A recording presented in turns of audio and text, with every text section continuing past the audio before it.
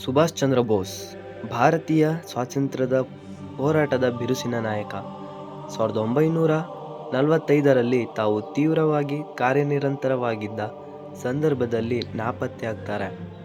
ಈ ಘಟನೆ ಇಂದಿಗೂ ಅಪಾರ ಕುತೂಹಲವನ್ನು ಉಂಟು ಮಾಡುತ್ತದೆ.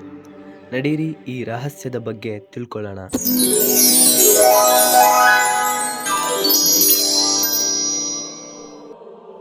ಆಗಸ್ಟ್ 18, 1945.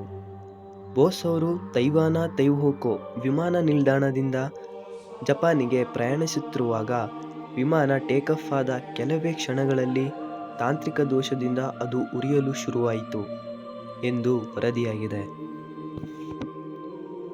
ಬೋಸ್ ಅವರಿಗೆ ಗಂಭೀರವಾದ ಸುಟ್ಟ ಗಾಯಗಳಿಂದ ಬಳಲುತ್ತಾ ಸ್ಥಳೀಯ ಆಸ್ಪತ್ರೆಗೆ ಕೊಂಡೊಯ್ಯುವಾಗ ಅವರು ಅಲ್ಲಿ ಮೃತಪಟ್ಟಿದ್ದಾರೆ ಎಂದು ಸಹ ಹೇಳಲಾಗಿದೆ. ಅವರ ಶವವನ್ನು ಸುಡಲಾಗಿದ್ದು, ಅವರ ಅಸ್ಥಿಗಳನ್ನು ಟೋಕಿಯೋನ ರೆಂಕೋಜಿ ದೇವಸ್ಥಾನಗಳಲ್ಲಿ ಇಡಲಾಗಿದೆ ಎಂಬ ಮಾಹಿತಿ ಇದೆ. ಅಧಿಕೃತ ಸಾವಿನ ವರದಿ ಹಲವು ಕಾರಣಗಳಿಂದ ಜನರಲ್ಲಿ ಅನುಮಾನವನ್ನು ಹುಟ್ಟಿಸಿತು. ಜನರು ಹೇಳುವ ಪ್ರಕಾರ ಬೋಸ್ ಅವರ ಶವದ ಅಥವಾ ವಿಮಾನ ಅಪಘಾತದ ದೃಢವಾದ ಯಾವುದೇ ದಾಖಲೆಗಳನ್ನು ಸರಿಯಾಗಿ ಸಮರ್ಪಿಸಲಾಗಿಲ್ಲ ಎಂದು, ಹಾಗೂ ಯಾವುದೇ ಫೋಟೋ ಅಥವಾ ವೈದ್ಯಕೀಯ ದಾಖಲೆಗಳು ಸಹ ಇಲ್ಲ. ಅನೇಕರು ಬೋಸ್ ಅವರನ್ನು 1945ರ ನಂತರ ಕೂಡ ನೋಡಿದ್ದಾರೆ ಎಂಬ ಮಾಹಿತಿ ಕೂಡ ಇದೆ.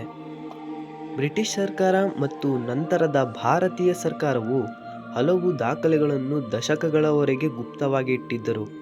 ಕೆಲ ಫೈಲುಗಳನ್ನು ಬಿಚ್ಚಿಟ್ಟ ನಂತರ ರಷ್ಯಾದಂಥ ರಾಷ್ಟ್ರಗಳೊಂದಿಗೆ ಬೋಸ್ ಅವರ ಸಂಪರ್ಕವಿದೆ ಎಂಬ ವಿಷಯ ತಿಳಿಯಿತು. ಎರಡನೇ ಸಿದ್ಧಾಂತ ಏನೆಂದರೆ ವಿಮಾನ ಅಪಘಾತದ ಕತೆ ನಕಲಿ ಎಂಬುದು. ಇದು ಕೆಲವರ ಅಭಿಪ್ರಾಯ.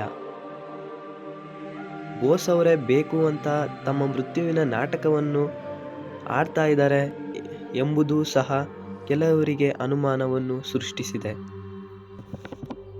ಕೆಲವು ವದಂತಿಗಳ ಪ್ರಕಾರ ಬೋಸ್ ರಷ್ಯಾದ ಸ್ಟಾಲಿನ್ನೊಂದಿಗೆ ಸಹಾಯವನ್ನು ಹುಡುಕಿದ್ದಾರೆ ಎಂಬುದು. ಅವರಿಗೆ ರಷ್ಯಾದ ಗುಪ್ತ ಸ್ಥಳಗಳಲ್ಲಿ ಬಂಧಿಸಲಾಗಿದೆ ಎಂಬ ದೂರುಗಳು ಕೂಡ ಇವೆ. ಮೂರನೇ ಸಿದ್ಧಾಂತ ಏನೆಂದರೆ ಗುಮ್ಮನಾಮಿ ಬಾಬಾ ಸಿದ್ಧಾಂತ. 1980ರ ದಶಕದಲ್ಲಿ ಉತ್ತರ ಪ್ರದೇಶದ ಫೈಜಾಬಾದ್ ಎಂಬ ಸ್ಥಳದಲ್ಲಿ ಗುಮ್ಮನಾಮಿ ಬಾಬಾ ಎಂಬ ಹೆಸರಿನಲ್ಲಿ ಬೋಸ್ ಅವರು ಸನ್ಯಾಸಿಯಾಗಿ ವಾಸಿಸುತ್ತಿದ್ದಾರೆ ಎಂಬ ವದಂತಿ ಕೂಡ ಹಬ್ಬಿತು. ಗುಮ್ಮನಾಮಿ ಬಾಬಾ ಕಾಣಲು ಸ್ವಲ್ಪ ಬೋಸ್ ಥರನೇ ಇದ್ರು. ಗುಮ್ಮನಾಮಿ ಬಾಬಾ ಅವರ ಸಾವಿನ ನಂತರ ಅಚ್ಚರಿ ಸಂಗತಿಗಳು ಹೊರಬೀಳುತ್ತವೆ. ಗುಮ್ಮನಾಮಿ ಬಾಬಾ ವಾಸಿಸುತ್ತಿದ್ದ ಜಾಗದಲ್ಲಿ ಬೋಸ್ ಅವರು ಉಪಯೋಗಿಸುತ್ತಿದ್ದ ಪುಸ್ತಕಗಳು, ಕಣ್ಣು ಚಸ್ಮಗಳು ಮತ್ತು ಪತ್ರಗಳು ಪತ್ತೆಯಾಗುತ್ತವೆ. ಇದು ಜನರಲ್ಲಿ ಸಾಕಷ್ಟು ಅನುಮಾನವನ್ನು ಹುಟ್ಟುಹಾಕುತ್ತದೆ. ಸತ್ಯವನ್ನು ಪತ್ತೆ ಹಚ್ಚಲು ಭಾರತವು 3 ಪ್ರಮುಖ ಆಯೋಗವನ್ನು ಸ್ಥಾಪಿಸಿತು. ಮೊದಲನೆಯದು ಶಾ ನವಾಜ್ ಆಯೋಗ. ಈ ಆಯೋಗವು ಬೋಸ್ ಅವರು ವಿಮಾನ ಅಪಘಾತದಲ್ಲಿ ಸಾವನ್ನಪ್ಪಿದ್ದರು ಎಂದು ಹೇಳುತ್ತದೆ. ಎರಡನೇ ಆಯೋಗ ಖೋಸ್ಲಾ ಆಯೋಗ. ಈ ಆಯೋಗವು ಸಹ ವಿಮಾನ ಅಪಘಾತದಲ್ಲಿ ಸಾವನ್ನಪ್ಪಿದರು ಎಂದು ಹೇಳುತ್ತದೆ. ಮುಖರ್ಜಿ ಆಯೋಗ. ಈ ಆಯೋಗವು ವಿಮಾನ ಅಪಘಾತದ ಕಥೆಯನ್ನು ಸುಳ್ಳೆಂದು ಸಾಬೀತು ಮಾಡುತ್ತದೆ, ಆದರೆ ಬೋಸ್ ಅವರ ನಾಪತ್ತೆಯ ಬಗ್ಗೆ ಸ್ಪಷ್ಟ ಉತ್ತರವನ್ನು ನೀಡಲೇ ಇಲ್ಲ.